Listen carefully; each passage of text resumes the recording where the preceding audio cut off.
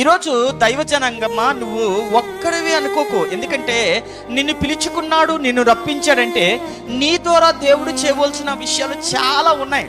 చాలాసార్లు అనుకుంటాను, ప్రభువా పెద్ద మందిరాన్ని ఇచ్చావు, ఏంటి ప్రభువా జనాలంటే, అరే నేను ఊరికినే ఇవ్వలేదురా, దాని వెనకాతల చాలా ప్లానింగ్స్ నాకు ఉన్నాయి.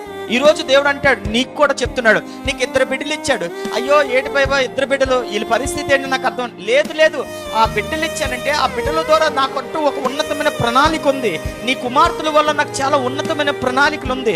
దేవుడు అబ్రహాము గురించి మాట్లాడుతాడు. కానీ తను పిలుచుకున్నప్పుడు ఒంటరి వాడే, తను పిలుచుకున్నప్పుడు ఎవరు లేరు. తన భార్య భర్తలు ఇద్దరు కలిసి నా మాట విని నేను చెప్పిన ప్రాంతానికి రమ్మనగానే మరో మాట అడగకుండా వారు నా మాట విని వచ్చినప్పుడు వారు అనాథలుగా వచ్చారు. కానీ నేనేం చేశాను, వారిని ఆస్తిపరులుగా చేశాను. వారు ఒంటరిగా వచ్చారు, నేనేం చేశాను, వారి సంతానమును నేనే దీవించానని దేవుడు అబ్రహాము గురించి మాట్లాడుతాడు.